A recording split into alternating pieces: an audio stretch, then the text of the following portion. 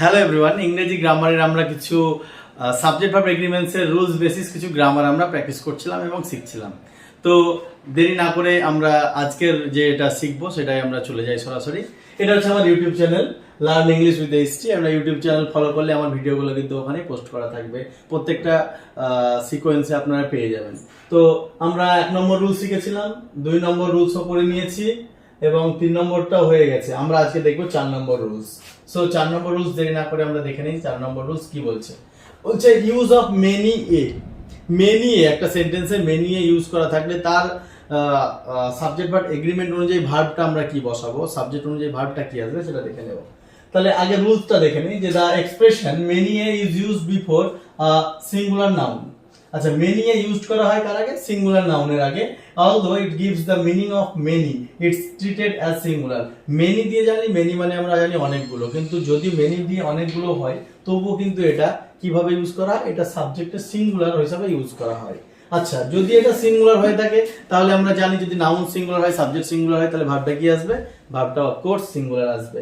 তাহলে এটা বলেছে it takes a singular noun and it takes a singular verb. Okay, so let's see many এ।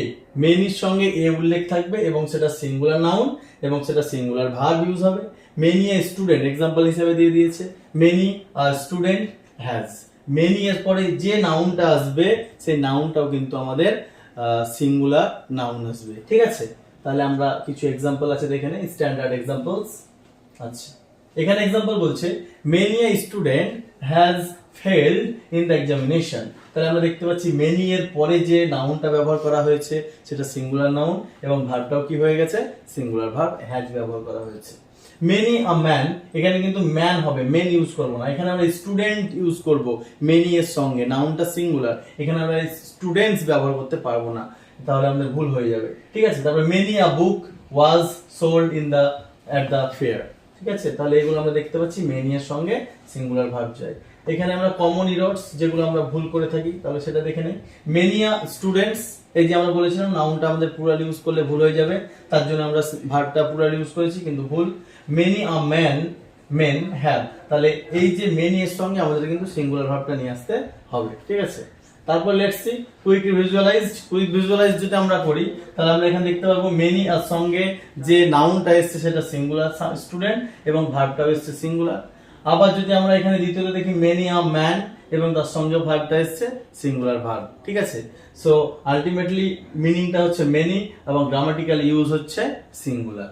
ঠিক আছে, তাহলে আমরা ভুল কোথায় করি? এক্সাম টিপসে আমরা দেখে নেই কি বলছে।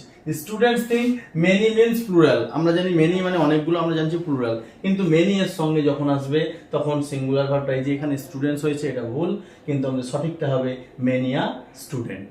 ওকে, তাহলে মেন যেটা রুলস, আজকের রুলস যেটা আমরা জানলাম সেটা যদি আমরা সামারাইজড করি তাহলে let's see many is followed by a singular noun and takes a singular verb. Okay, many a তারপরে যেটা বসবে সেই নাউনটা বসবে সিঙ্গুলার এবং তারপরে যে ভার্বটা আসবে সেটা অফ কোর্স আসবে সিঙ্গুলার ভার্ব। ঠিক আছে, তাহলে এটা ছিল আমাদের আজকে রুল নাম্বার 4। ওকে, সো আজকের মতো এটুকুই। পরবর্তী ভিডিও দেখতে গেলে আমার চ্যানেলটাকে অবশ্যই সাবস্ক্রাইব এবং ফলো করে রাখবেন। Thank you.